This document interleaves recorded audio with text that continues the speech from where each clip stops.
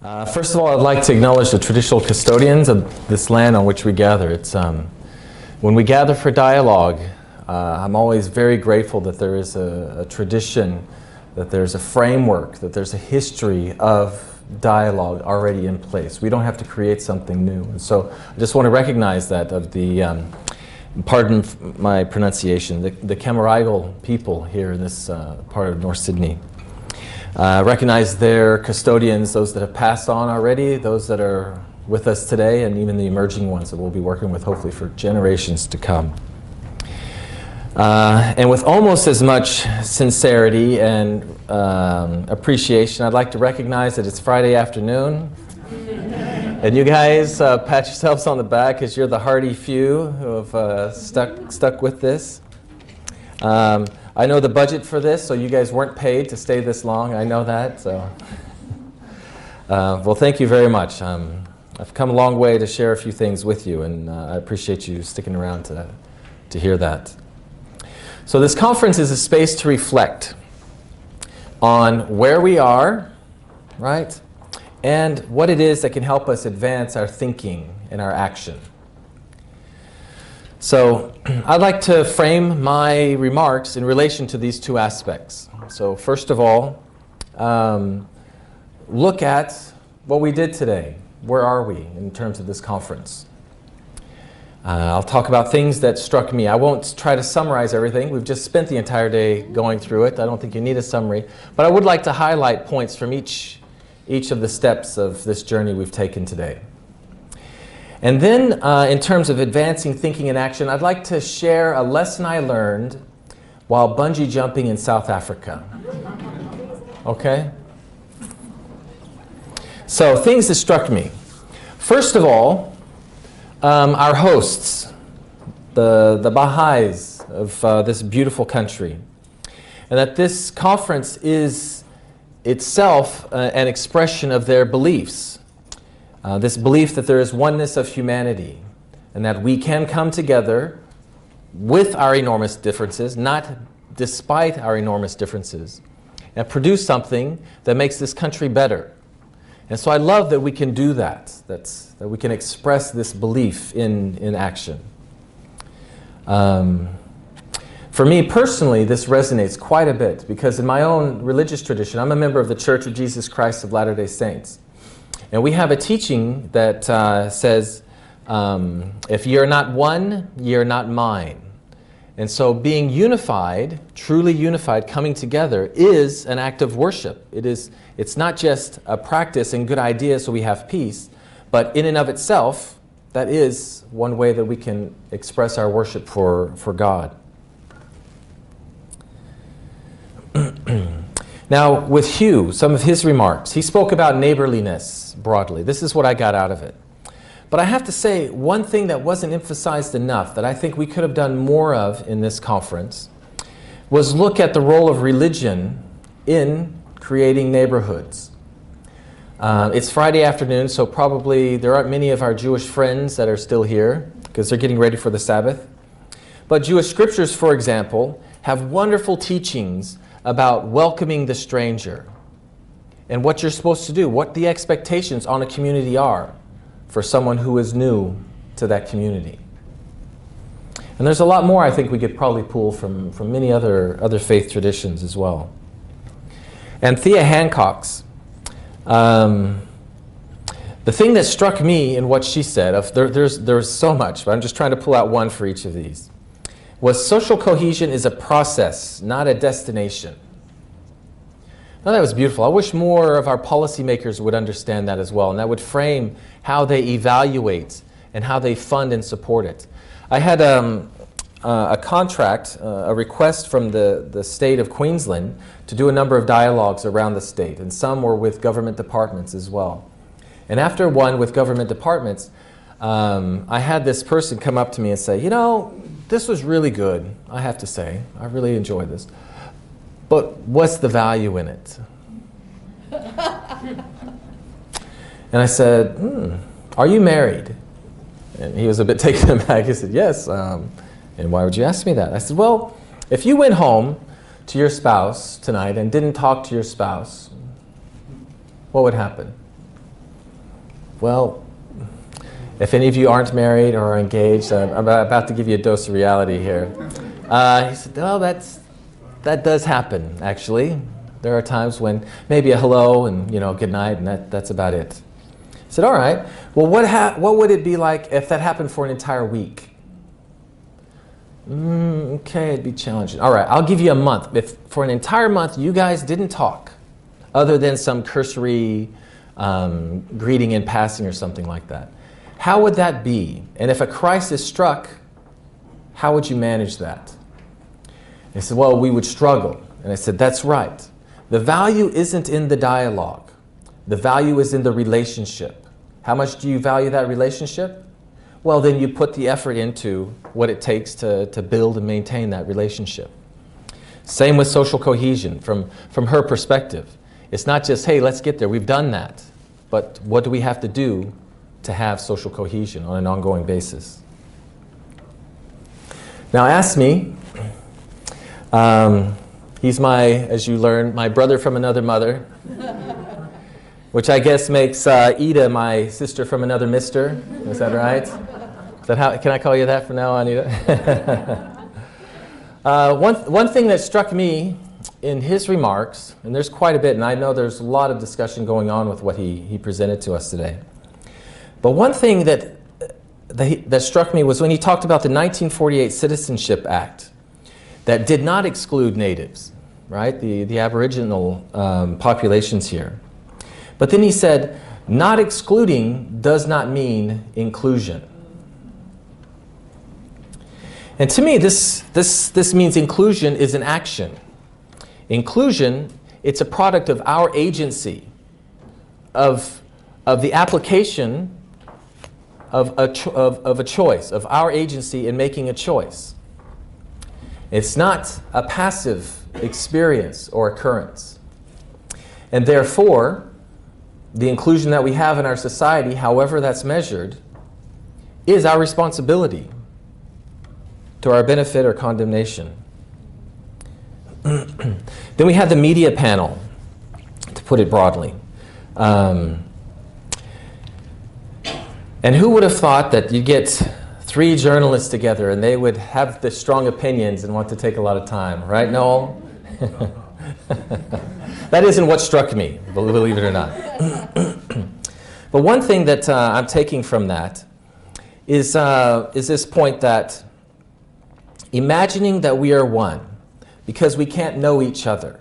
So this idea of a nationhood or a broad identity is part of an imagined experience because it isn't constructed from our interactions. It just can't be, even in a small country like Australia.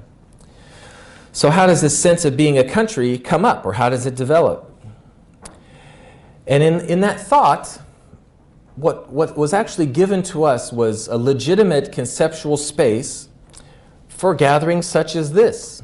That this isn't just ways of building social cohesion or inclusion, but we actually are, through this exercise, building the identity of who we are in Australia. And I thought that was profound when that was shared. Now turning to the roundtables, I have to say I enjoyed them so much. We spent the day up to that point listening to experts, right? It was really nice to just sit down and chat with brothers and sisters and, friends and neighbors. I love that. That was so nice. And I get the sneaky suspicion that this is what Baha'is do, But I may just be crazy on that one. But in fact, it was doing what we had spent the entire day talking about doing is what it felt like, and I really enjoyed that. And then finally, this last panel. What struck me out of that was we were given powerful examples of leadership. Now, that may not be what they thought was happening, but that is what came out to me. And it's not just leadership, but it's a particular aspect or characteristic of leadership that I think is very important, and I want to make sure we go home with this. Each of them were giving examples of leadership of bringing people together. Not leadership in identifying an issue. Some of them, they didn't even do that. They let the group that they had leadership of and bringing them together identify that issue. It wasn't leadership to advance themselves, right? What did Klaus say about how much money they had and they were still able to be sustainable? I mean, he obviously isn't in this to drive a Lexus home at the end of the day, right? So it was leadership that our nation needs to see and needs to have more often in their life, in their practice. So that's a bit of my reflection on the day. Let's turn to some ways to help advance our thinking and our action from my perspective. And I promised you I'd share an example. So a few years ago, I was traveling the garden route from Cape Town to Durban in South Africa. And there's this place somewhere between Knysna and Port Elizabeth, down right on the coast, where the mountains come and fall into the water, right? There's not even a beach there along this part. And so the highway you're traveling along is actually on the mountains. And there's this bridge that crosses this big gorge, and it is deep. In fact, this bungee jump place they had there had it advertised, highest fixed bungee jump in the world, right? In other words, just in case you weren't crazy enough, we want to make it really clear that you're going to have to be really, really crazy to do this. And so, what else do you do? But you stop and do it, right? And you're up there on the bridge and you're looking out. The water is just gorgeous, beautiful view. The mountains are off to the other side. And of course you think, I need to jump off this bridge. Well, the lesson I learned in doing that was falling is a lot like flying right up until the time you stop. And thank goodness it was bungee jumping and not just jumping. Because then I wouldn't have been able to share the lesson that I learned with you. So how does this relate to a conference on social cohesion and inclusion? And I wonder, are we flying or are we falling as a nation? I'm going to bring you to parties and any other time I speak. I'm loving you. I suspect it's the latter, at least in one area. And let me give you evidence of why I suspect we may be falling rather than flying. Now remember, it's a bit deceptive, right? This idea seems very, very similar. Well, next Friday marks the 8th month since the Christchurch mosque shooting. And that started here in Australia. That didn't start in New Zealand. One might say that actually started elsewhere and has been imported into Australia and found root in the breast of one of our brothers. We may not like to identify with this person or connect with this person, but he is our brother. And so when something like this happens, is it a sign for us to rethink things, to reevaluate things, or is it an opportunity to wipe our brow and says, "Whew, glad it wasn't here," right? So how can you tell the difference? How can you tell the difference if you're flying or if you're falling? Well, you open your eyes and see where you're heading. And I think that gave us an opportunity to open our eyes. And I worry that we haven't opened our eyes enough in relation to this issue. Right-wing extremism in Australia is an issue. I'm also wanting to share with you my vision for what Australia is, because that's what we're talking about, right? Where are we going? So my vision is a country where not where everybody is valid. You have a place, of course, it's in the Constitution. Yes, you need to be here, right? But it's a place where we're valued. Valid is great, but valued is cohesive.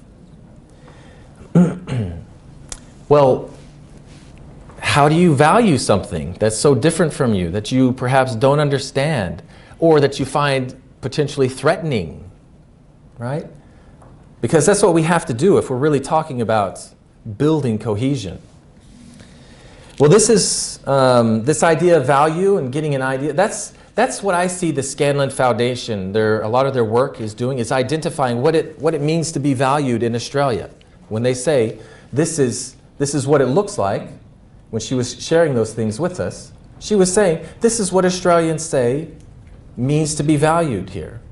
So we have some really good research and data around that to help us. But it still doesn't tell us how. How do we help? How do we value this? And well, that's where my center steps in. I'm the director of the Center for Interfaith and Cultural Dialogue, and a big part of our work is to build respect through understanding. And for us, that respect is the valued part. You can respect someone because, yeah, they can fire you, or because they're bigger than you and they'll take your lunch. That's not the respect we're talking about. That's not cohesive respect. The respect we're talking about is this idea of how do you engage with another in a way to learn of them, understand, and value what they bring. And we often talk about 4 principles in this framework. So 2 of the principles are there to help us build courage, strengthen our courage, to be able to engage with another. But it's not enough to just engage with someone else. You want them to also reciprocate, right? I mean, that's the cohesive part. You know, you going towards someone isn't cohesive until they reciprocate that. So the other 2 principles are to help us develop understanding and draw them in. So these principles, real quickly. The first one is bravery. Social cohesion takes bravery. But bravery is an act, and often short-term. How do you persist in that? How do you turn bravery into courage? And I say that's when you act with integrity, when you have your integrity, you know your values, you know where you want, who you are, and that reinforces the repetition of this brave act. That's what courage is. It's bravery with integrity. And so therefore, you're reinforcing yourself to go toward another. But how do you draw them in? This is where we begin to find the value. First of all is through curiosity. You try to learn about them. You ask them. And just like any of us here, if someone asks you about something that's important to you, that's an affirmative act. You're like, yeah, well, I'll totally tell you about my 5 kids.